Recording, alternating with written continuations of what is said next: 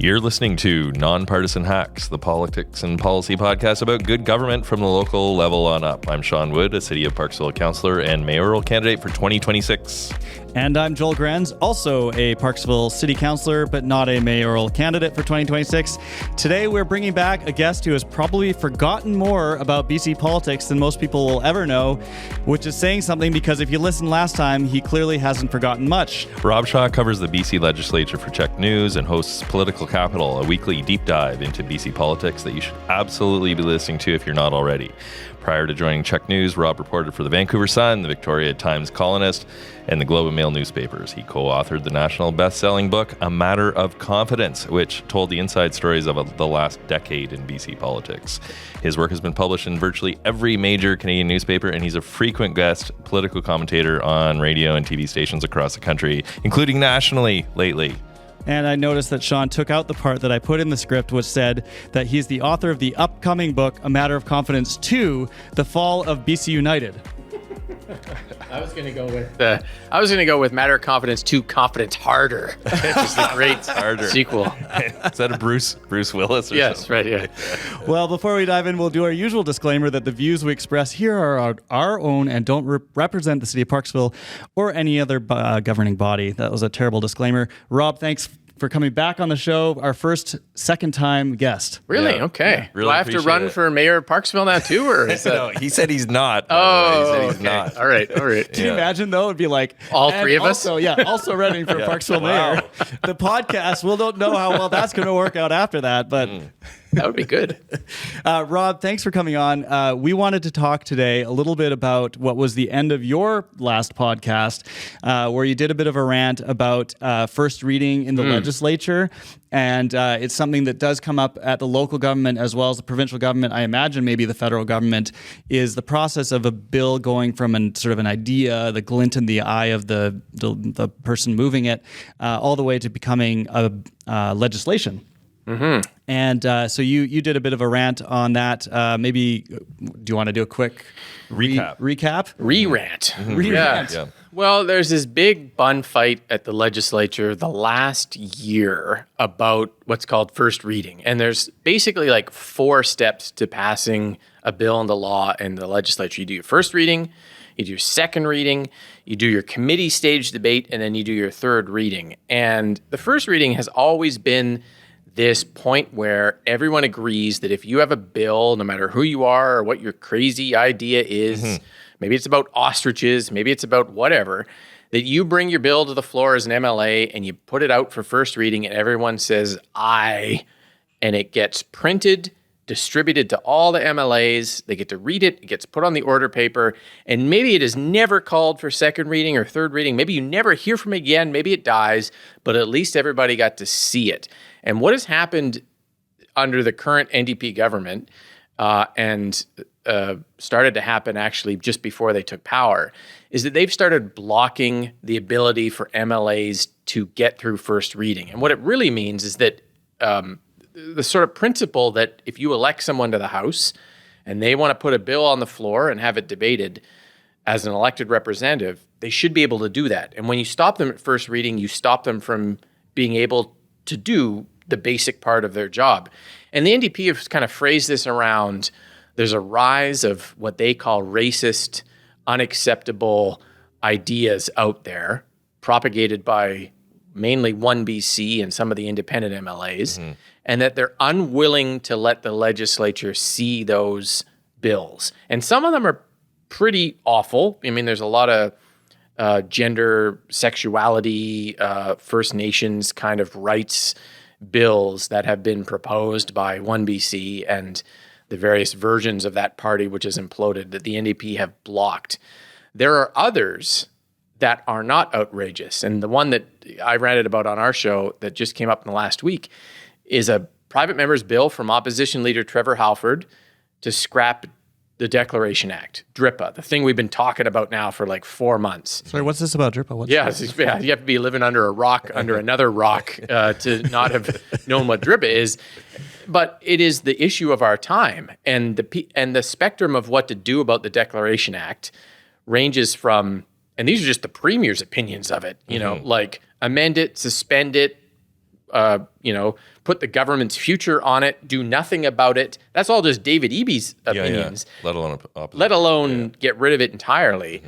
And my point on that, I guess, and what I sort of ranted about is that if you, as a government, block legislators who have almost as many votes as you in the House, millions of votes of British Columbians in the last election who elected another party, and you block them because you have a one-seat majority from tabling bills on public policy debates in the House that many people want to discuss the spectrum of, you're actually doing, I think, a disservice to the function of the legislature. And I know it sounds nerdy, like, ooh, the legislature, oh, the function of the legislature, oh, the legislature process. But the one thing that New Democrats don't have perspective on, having only won 5 elections in the history of this province, I think, is that the things that they do now to block their opponents are going to be used against them when they end up back in opposition. And they will end up eventually. Everyone ends up back in opposition. They'll scream about it. And they'll scream about it. And we watch them do the things like,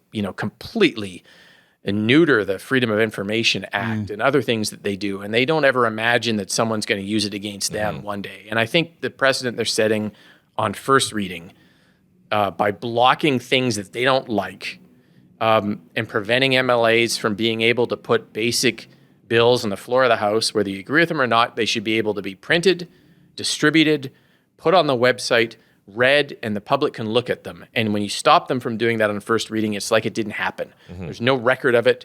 You can't see it. You can't read it. It's gone. I just think there's something wrong with that. And I'm sure the New Democrats and the many kids in short pants that run around that building that pretend that they're executing the incredible strategies of this government believe that they're protecting the province from something. But as I said in the show, I think the NDP should learn the lesson that the Democrats in the United States learned in the last election, that you cannot shame people into voting with you. You have to bring them along. And it means you have to acknowledge the spectrum of positions on an issue. And if someone wants to talk about scrapping the Declaration Act, the Declaration Act only became law in 2019. It is not the foundation for making agreements with First Nations peoples, from treaties to economic agreements to reconciliation agreements to forestry agreements to mining agreements. If you can't talk about what to do with this law that is 7 years old, including whether we should keep it or change it or whatever, I don't know if you have the courage of your convictions to sort of you defend it. And I think the NDP is kind of shooting themselves in the foot with doing this. But that was my rant at the end of the last show. I managed to this was a longer rant than I had at the end of the last show. The director's cut rant. This is the Criterion Edition of the rant. Rob, when Trevor Halford brings this forward for first reading, does the government actually, their side, also get to read it, or they don't get to read it? No one sees it. So they're voting it down based on the title. Reading it, based on the title. And sometimes the title is something like, banning Children from Transitioning Genders Act or whatever, and you're like, oh God. So and sometimes it's the 1BC, like the hardest part about arguing, I think, for free speech and the kind of fundamentals of our democracy is when you have to argue it in favor of it for something that you really don't believe in and that you hate. Yeah. And yes, there are repugnant bills that Dallas Brody in particular and now Tara Armstrong have brought into the House, which by any measure are not things that their constituents elected them to do, but they're doing it anyways. But you have to set principles in place that allow for them to be done so that you can discuss them. Because if you start knocking off things that are unacceptable based on a majority government with one seat, you head down a path where I don't think the province is served. And so the function of, you boil this down, the function of voting down a bill at first reading is that no one gets to see it. It's not printed. It's not on the legislature website. It's never read. It doesn't exist. It is gone. And at the very least, for many, many decades, everyone has just been like, aye. and it goes on the website, and you can look at it, and it's never called again. That's fine. That's fine. You never want to call it again. Okay, whatever. But at least it's there as a principle of democracy. It's like allowing for every MLA to have a moment to speak, to do the core function of bringing a bill forward. And the New Democrats at this point in their government are at the point of the late stage Liberal government, where the things that they do often are only in their own self-interest of survival and less about the interest of like the preservation of the institution that they're in. And they don't particularly care about that, much like the late stage Christy Clark government didn't really care about that.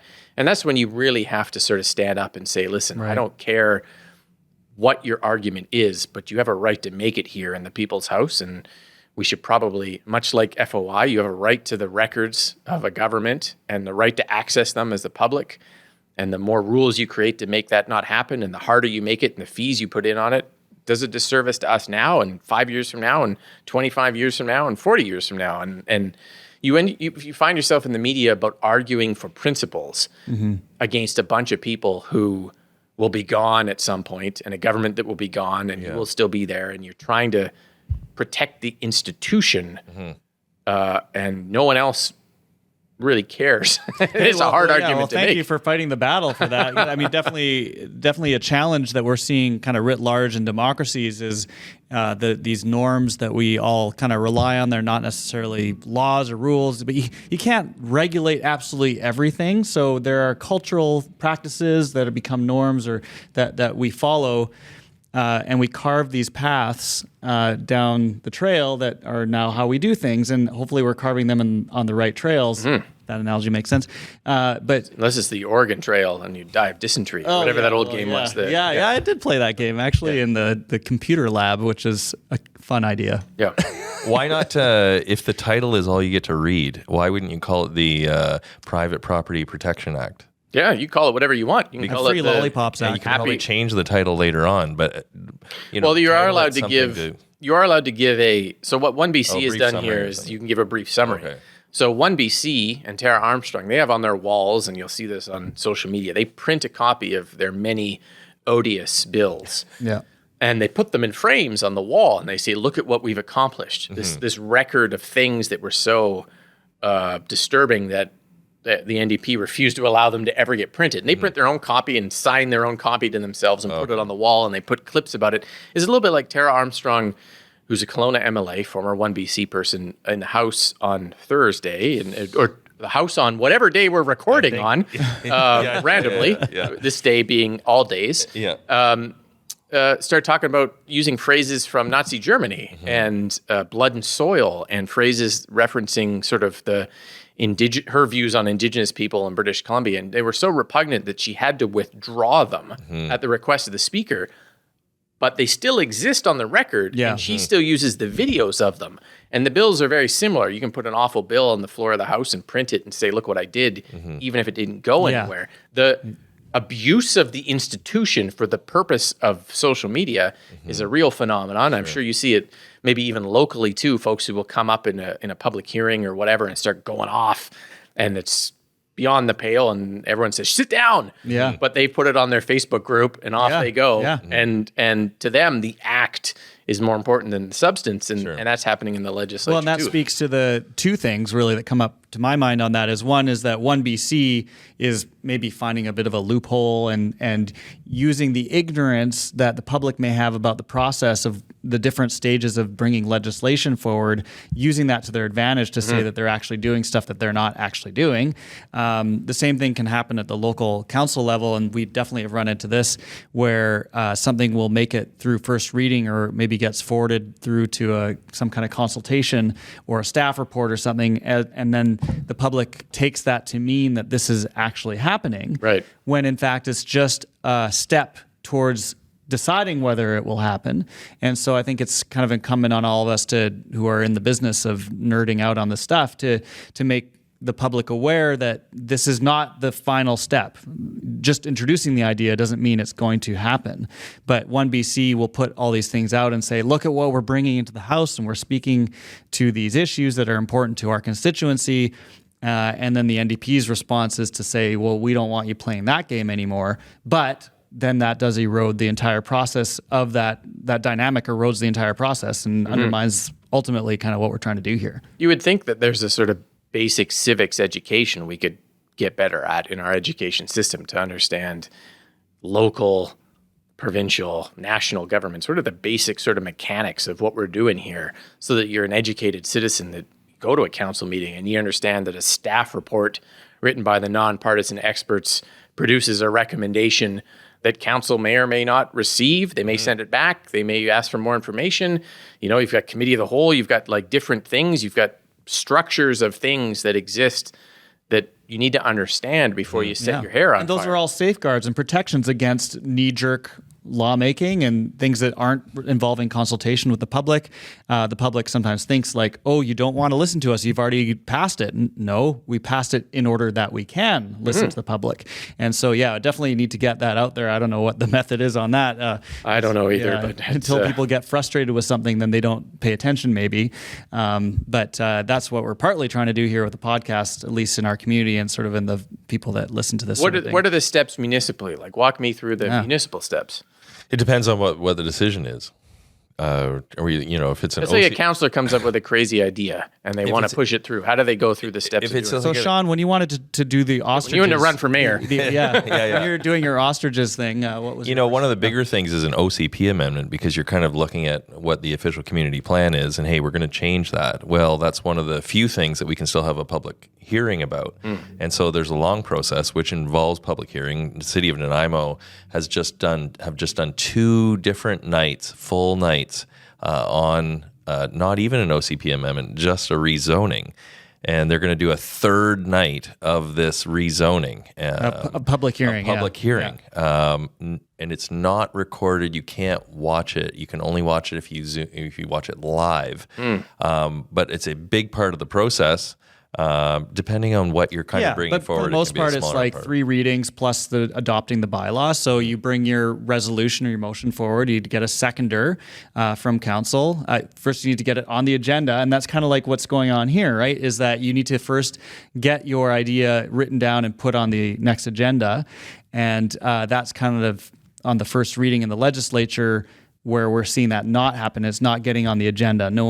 It's not doing that. How does that happen? How does it not get on the agenda? Well, it can get on the agenda if whoever's putting together the agenda, staff or mayor, for the most part, they're supposed to put it on the agenda. That's the idea. It's you got elected, you can bring your idea forward, you get it on the agenda, and then you still need a seconder. Even if it's on the agenda and you want to speak to your motion, you still need a seconder from the table. So we've had it happen at our council where something's on the agenda. No seconder. Someone moves it and crickets. The polite thing is to second for discussion, even if you don't agree with what Rob Shaw is going to bring forward. Second for discussion. Then I'm not going to agree with Rob Shaw's bringing forward. That's right. So there are instances where it's just silence. No one wants to talk about it. We have had it in 3.5 years. Maybe we've had 2 things that doesn't get a seconder. Yeah, and I think that was actually a mistake. And after that, we a few of us kind of said, you know what, we're going to second things, even if we don't agree with it. We should discuss them. The public has a right for us to, even if everyone's like, no, we don't want this at all, at least let's second it. Let's have the discussion as to why we aren't in favor of it, and then it can get a no vote. Right.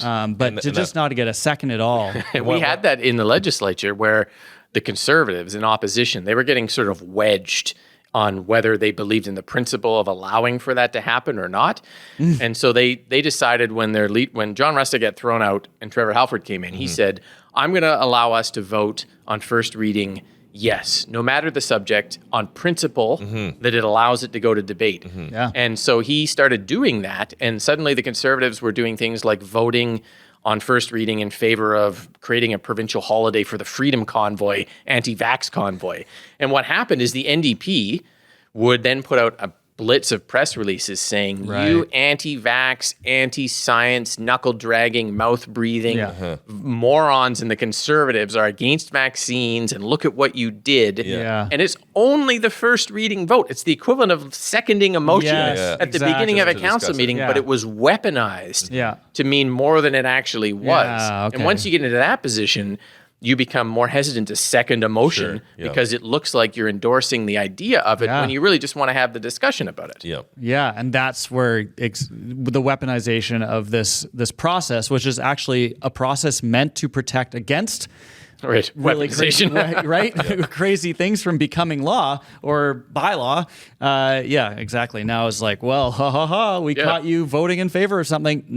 No, that's You're not. like 7 steps down from voting actually in favor of it. You're at the beginning of voting to let someone talk about it. Let someone do the thing that they're elected to do, which is bring ideas forward for us to all discuss and massage and improve and get public input on. And then ultimately, maybe it becomes something. But do you have, provincially, we have all these echo chambers, outrage bait, instant click forums that allow the weapon to be weaponized. At a municipal level, if someone was to second a motion that was controversial, would it instantly be weaponized and clipped online and put on the Parksville Facebook forum or something like that? Definitely Parksville Facebook. Reddit depends group. on what it depends on what the issue is. It might that quickly. It's mainly on first reading, and we have had a recent example where something was brought forward past first reading to get a staff report on something, and then someone put that into a Facebook group, and everyone's got opinions about, what do you think about the fact that council's doing this? Well, council's not doing this, and in fact, personally, on this particular issue, I don't think I'll be voting for it or supporting it, but I did want to give it the opportunity to be explored, and it wasn't totally dead to me right off the bat, and so I voted in favor of putting it forward to the staff, and so that is an example of where the public does think that this is something's actually happening, and it's not happening. We're going to listen to the public, and for my vote's probably not going to be in support, but you have to go through the process. It's like we need a giant chart, like when you're on the SkyTrain or on the subway and it shows all the stops. Like a giant chart. You are here. And it's like, this is where we are in a process so that people don't freak out about the process. Panic. The other thing that came to mind with your rant, and we got the extendo rant, is that Criterion. It does speak to the directors. It's a Ridley Scott cut. Much longer. It's like, 3 hour. Lord of the Rings was already 3 hours, and then we're getting another version. What is this scene? It's brand new. I've never seen it before. Is that it does speak a little bit as well to maybe the trust that leadership has in their caucus, or maybe in the MLAs and the role of MLAs and the concentration of power and decision making in the executive that we've seen happening in BC. I feel like, I don't know, what's the history lesson on this, but it feels like that's kind of where we've been heading lately, is that a lot more has been happening in the Premier's office, and the ministers and the average everyday MLA don't have the same kind of... Less delegation, more concentration of power. Yeah, is that a thing? It is a thing. I'm wondering where it comes from. It's a federal and a provincial thing where the leader becomes the brand, and the brand is the leader, whether it's Mark Carney or whether it's David Eby. They're the face on the side of the bus. They are what people think they're voting for in a weird sort of way, and then the leader feels like they have the authority to push everyone into line. Yeah, or they have the mandate. I have the mandate. Yeah, they voted for me and not you, and so random backbencher, you're going to vote in favor of this. And another part of it is that because this government is a one-seat majority, you have to keep control of everyone. It's gotta be whipped. I have always been surprised that this new Democrat caucus doesn't exercise more power than it has until very recently on DRIPA. They could flip the tables on this premier and say, rather than you and half a dozen people in your office running this entire government, I am a valuable vote, and if you don't give me what I want, I'm going to make a stink about it. But there's this sort of, the legislature is different from municipal politics in the sense that all these MLAs from across the province come here out of their community and away from their families. It's like going to university in first year. They're like in boarding, in residence. They're part of a group. The group sticks together. The group defines the other group as the enemy. You're in a zero-sum game of you're on the good side or the bad side. You can justify the things that you do. And a lot of people fall into this pattern of, my team is bigger than me, and I have to do what needs to be done to help the team win, and everyone just sort of falls into line. That usually collapses when the leader gets weak, and we're on the verge of that in BC politics. Again, it's a cycle. And then you discover typically some backbencher whose name you don't even know will emerge from the shadows brandishing a knife and stab the leader in the shin.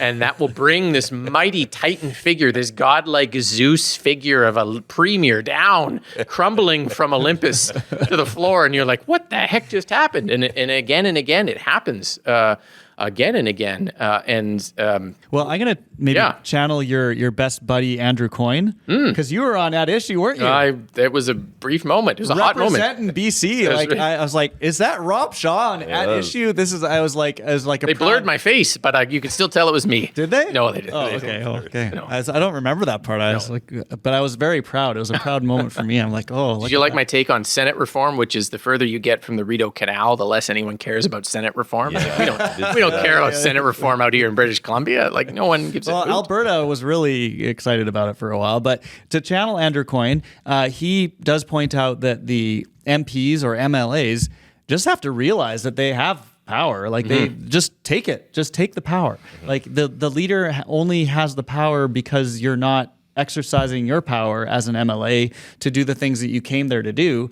And maybe that's something we're going to see a bit more of. I guess it's really tricky to keep in a minority, especially, or like one seat majority, to keep them all in line. Yeah, but party first, though, isn't it? Party first, especially amongst New Democrats. I have seen bitter personal fights and fallouts in the New Democrat government. And then you go to the NDP convention and everybody's there on the floor. They're there because they believe in something bigger than this premier and this government. They believe in this movement. And it doesn't... What's bigger than this premier? Well, probably that was a height joke. The friendly giant. It was a bad height joke. Yeah, it's not many. There's not many. But it's a little less on the conservatives and the liberals because they don't, the liberals don't exist anymore, but the conservatives or the Greens sometimes, you believe in something more than... the movement. The movement. But... there's also the flip side, which is it can be very cultish.